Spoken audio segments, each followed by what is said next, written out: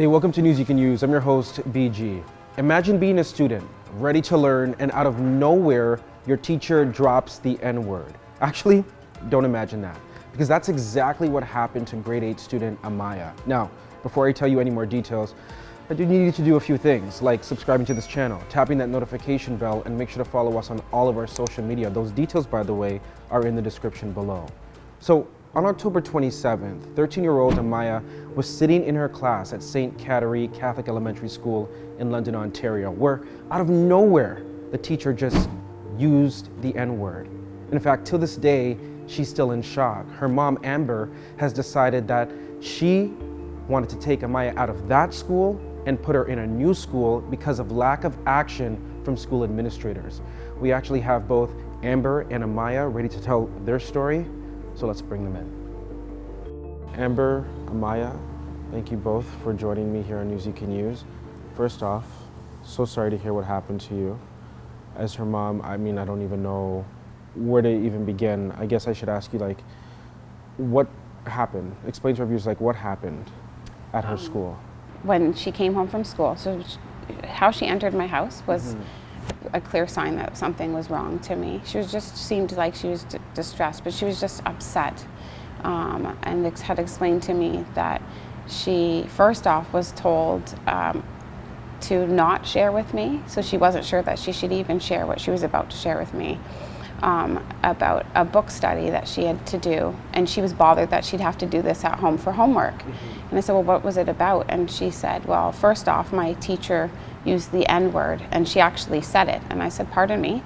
And she just explained that she was going to be uncomfortable for the rest of the evening studying the book. And I said, well, what is the book? And she said, and then there were none. But it bothered me, Mom, that it was published by 10 Little Indians. She said, isn't that racist? I said, absolutely. Because that was the initial title of the book. Exactly. Because this title has evolved. This book's title has evolved. Exactly, but I hadn't known this. Yeah. So I looked at the book study, and I just Googled the author. And then I was floored to see 10 little niggers. And when that pulled up, I was kind of upset. I was disheartened that this was even taught to her. But I was more alarmed that she was told not to share it with me, with her siblings, any of the other students in the other classes. So who told you not to tell people? My teacher. The same teacher that said the N-word? Yes. And then another EA got on the bus and said, what stays at school, what happens at school stays at school. And just to keep it from our parents. Yeah. So that, when I heard that first, and that's why she wasn't sure if she should even share with me. Yeah. But obviously we have a close relationship, enough that Amiya felt comfortable to come and talk to me. So when I looked into it further, obviously I was alarmed that she was learning this. I also didn't appreciate that there was no warning to the parents, there was no warning to the children. So Amiya, so you're in the class and this teacher is basically saying there's this book that you guys are going to learn about or read. And so what is she saying to you guys out loud here? She was just explaining that this was just going to be a fun novel to learn about, and it was going to be a mystery novel. Yeah. And she said, she explained some of the stuff that you're going to hear in the book was kind of normal for when the book was published. And she just said the word, and my friend even pointed out how kind of racist it was in the beginning, privately. It was already racist, but she just kind of continued, and she said it to the class. But she just said it out loud like it was nothing. Even though she was saying that the word is offensive, she still used the offensive word. Comfortably, yes. Yeah. You're a grade 8 student living in London, Ontario. It's no secret, we all know London, Ontario isn't the most diverse place. How were you feeling in that moment? I was in shock because I didn't say anything because I was just so shocked she would use that word. Yeah. And I felt upset. And I was like, how could you just use that word? And I feel like some you have to be careful because some of us feel sensitive to certain things, and some words you use can just harm people in different ways, and you don't know how far it can harm people because you don't know, like, their past, and it could have, like, affected me, well, because it did affect me really, like, a lot, you know? How did your friends react to all of this? Well, I only have a couple friends that are black. Yeah. And one of them was, like, a lot of them were upset. Yeah. And one of my friends actually cried about it. In the class. In the class, and he got really upset, and I felt bad, and I actually know, like, I could feel, like, I know how he felt, you know? So she comes home, she tells you about this, the breakdown of the story from top to bottom.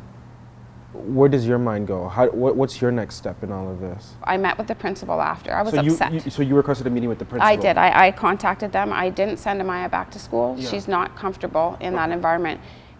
This hadn't been the first time she told me that she didn't feel like she belonged, and that she felt segregated, like that she always felt like if there's another person like her, that's the only equation of belonging that she had.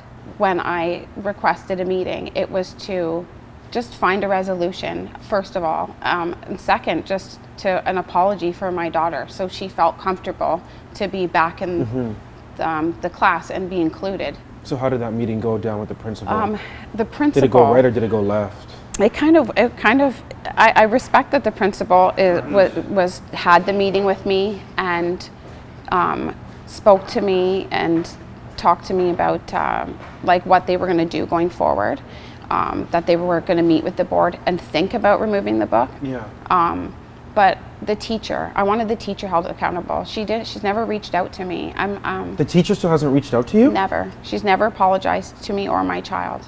So knowing that you haven't heard from the teacher, clearly you haven't gotten, the actions that you wanted to be taken, like that hasn't been done. Yeah.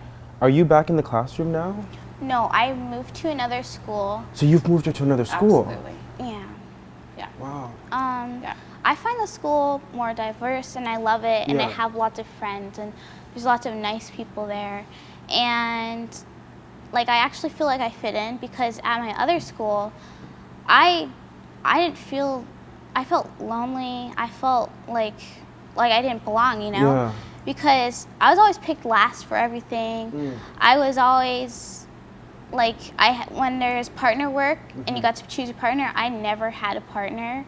And I always wanted to work by myself. Why do you think that was? Why do you think you went through that? I don't know. Because I'm really, like, I'm light skinned, you know? Yeah. But I'm actually, like, really, like, I'm actually fully black, and that's my background. And everyone just kind of asked me, like, oh, you're either mixed or something. Yeah. And I'm like, no, like, I'm not. And like, why does that matter, you know? So everybody was questioning your identity. Yeah, and She gets that a lot. I just felt very uncomfortable about talking about it. And I think, like, just, why does it matter? And, like, I feel like every child should feel like they belong, no matter what race or culture they are. Like, they should just feel like they fit in anywhere. The principal did send out a letter to parents. Yeah, she did. Identifying that there was something that happened in the class, but didn't break down exactly what happened in the class. And so actually later that evening, another student had made a group chat. I was going to say, because in the letter, then it goes to talk about a into Snapchat group. Right. Yeah. So they added my daughter to this group, and when she told me about it, I asked her to come out of it. I didn't want her to be a part of any kind of anything.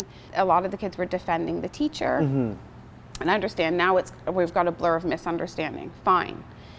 Again, we've got students that nobody's spoken to about what they just learned, right? So even it doesn't have to do with black or white. The whole study on every level is wrong to teach to anybody. Yeah. If it's about English, then make it about English and study something in English. If it's about race, then fine, let's deal with race. But there was blurred lines there. Amiya, if I could ask you a question, if you could say something to your teacher who, and I call it a verbal assault, that's how I look at it. What would you say to her right now? Well, I would ask her, like, why, and what was she, like, thinking, and, you know, like, why would she, like, why would she just say that, you know? And there's so many ways you could have avoided it. And, like, I know her intentions weren't really to hurt us, and she's actually a nice teacher, but just, like, why even say that, you know? And it could just offend anyone. And it bothers, like, a lot of people, and a lot of people felt bothered by it, and a lot of my classmates were bothered. And not even give you an apology. Yeah, she didn't, you know, and like she knows that she said that was wrong, and like, you know, and this is probably like uncomfortable for her, but you know, apologizing and making up for it, like even though sorry is just a word, you could still just apologize, you know. That's so nice of you, grown up of you, to even say this is uncomfortable for her, because really, this is uncomfortable for you. Yeah. This is uncomfortable for you. You know, and I hope this doesn't deter you from thinking that you can't do anything you can, because you really can. You know, and teachers shouldn't be the one inflicting harm. Yeah. So on behalf of that teacher, I'm gonna apologize to you. Mom, can I ask you the same question? I mean, what would you say to the teacher if you could say anything? I think just do better. Like the principal told me that she's done this 5 years, like 5 different grades. Yeah. So is this a mistake that you continuously make out of ignorance, or is it something that, you do know what I mean? Yeah. I like to say, to hope that there's good in the world still, but when you avoid, it doesn't look like you didn't mean harm. Yeah. So my issue is, okay, apology, you're right, if saying the word doesn't mean anything, but then the action behind it. So educate yourself and choose a better novel study for English literature class. It's very simple. Yeah.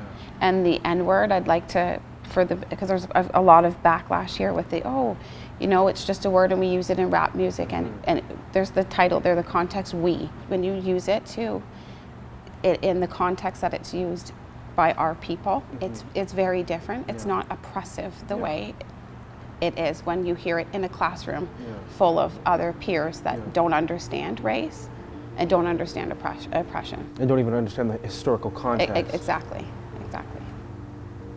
Thank you both so much for sharing your story.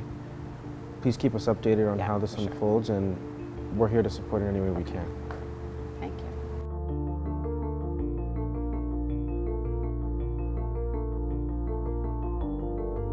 Hey BG Squad, thanks so much for checking out our channel, and listen to this, we have more great content for you, like this video right here and this video right here. By the way, don't forget to subscribe to this channel right now and tap that notification bell.